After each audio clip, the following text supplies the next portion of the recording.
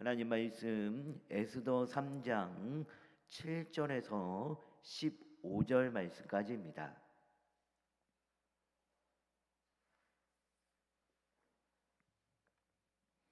구약성경 752페이지 에스더 3장 7절에서 15절 말씀까지 우리 한 절씩 교독하겠습니다. 아하수에로 왕 제12년 첫째 달 곧 니산월에 무리가 하만 앞에서 날과 달에 대하여 부르 곧 제비를 뽑아 12째 달 곧 아달화를 얻은지라.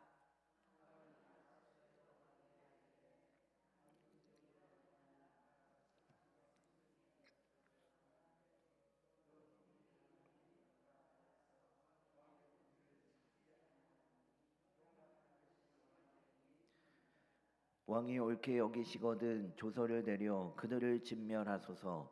내가 은 1만 달란트를 왕의 일을 맡은 자의 손에 맡겨 왕의 근고에 드리리이다 하니,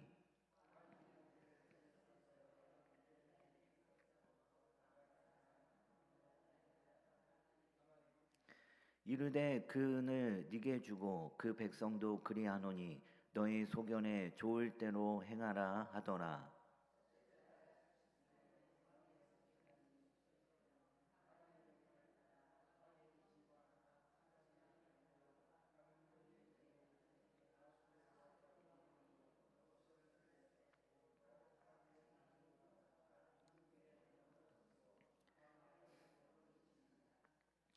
이에 그 조서를 역졸에게 맡겨 왕의 각 지방에 보내니 12째 달 곧 아달월 13일 하루 동안에 모든 유다인을 젊은이 늙은이 어린이 여인들을 막론하고 죽이고 도륙하고 직멸하고 또 그 재산을 탈취하라 하였고,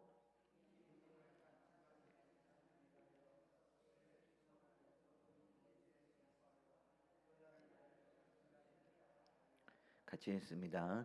욕졸이 왕의 명령을 받들어 급히 나가매 그 조서가 도성 수산에도 반포되니 왕은 하만과 함께 앉아 마시되 수산성은 어지럽더라. 아멘.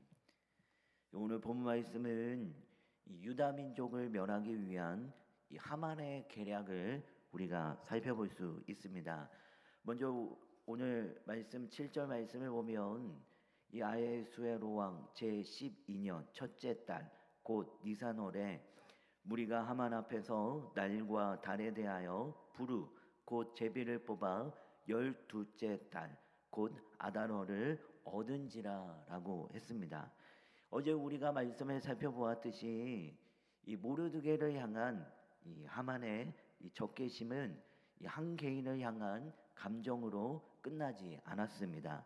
한 인물에 대한 사적 이 보복을 넘어 온 유다인에게까지 향하게 됩니다. 자, 그리하여 하만은 유다인 전체를 진멸하겠다라고 하는 얼토당토 않은 계획을 추진하게 되는데요. 먼저 그는 이 제비를 뽑아 온 유다인을 진멸할 날짜를 정합니다. 자, 여기에 보니까 그날이 언제입니까? 이 제비를 뽑은 날은 1월인데 이 뽑힌 날은 12월로 정해집니다. 그리고 이것은 실제적으로 13절 말씀에 보니까 12째 달 곧 아달월 13일 하루 동안에 그러면서 최종적으로 그 날은 12월 13일. 이 12월 13일은 온 유다인을 진멸하는 날로 정하게 됩니다. 자, 이렇게 구체적인 계획을 세운 뒤 하만은 아하수에로 왕에게 허락을 얻어냅니다.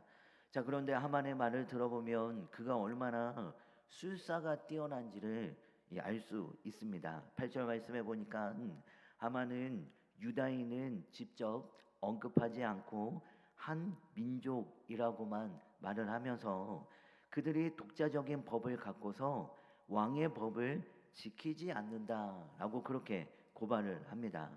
자, 이것은 하만이 유다인을 죽이려고 지어낸 거짓이죠.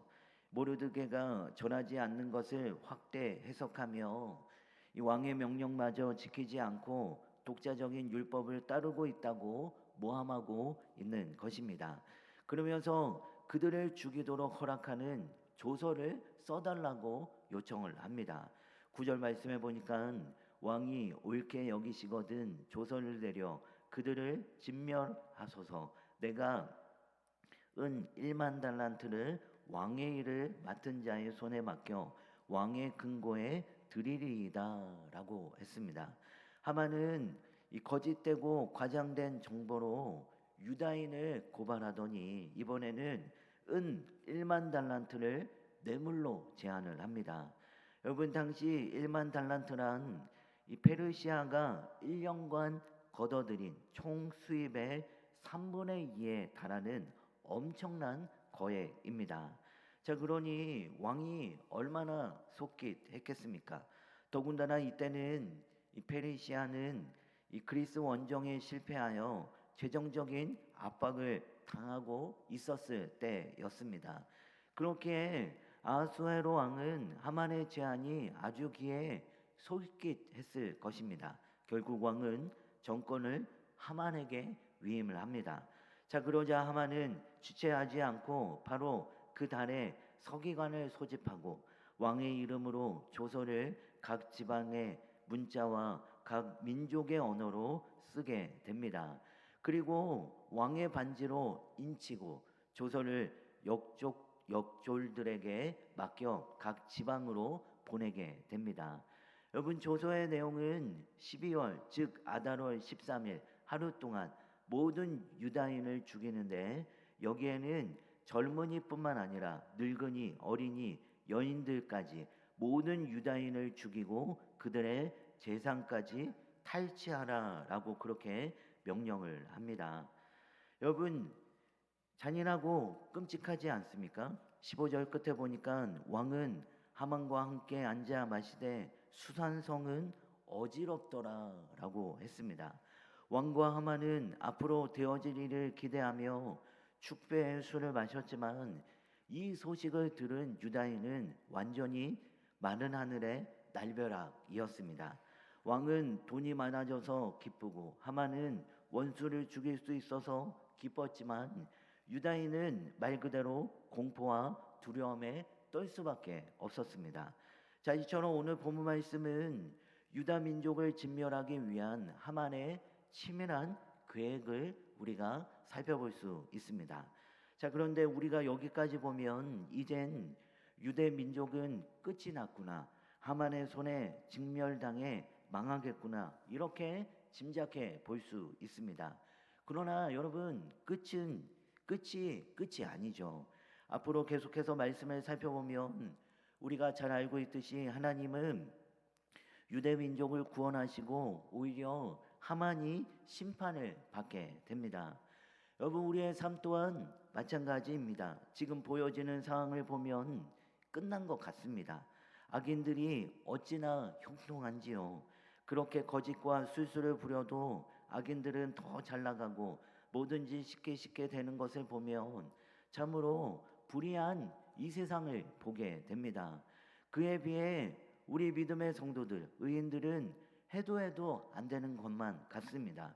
억울한 일을 당하기도 하고 답답한 일을 당하기도 합니다.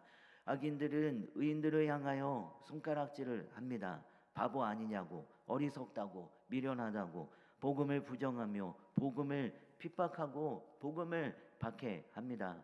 그러나 결국 마지막 때에 누가 승리하느냐?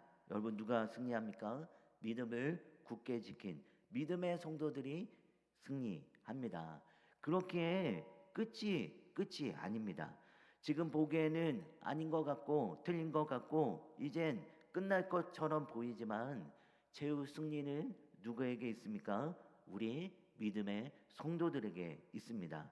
그렇기 때문에 우리는 어떻게 삶을 살아야 합니까? 어떠한 상황이든 우리는 끝까지 믿음으로 삶을 살아야 합니다. 의인은 믿음으로 말미암아 산다라고 말씀하고 있던 것처럼 그 말씀처럼 우리는 끝까지 믿음으로 삶을 살아야 합니다.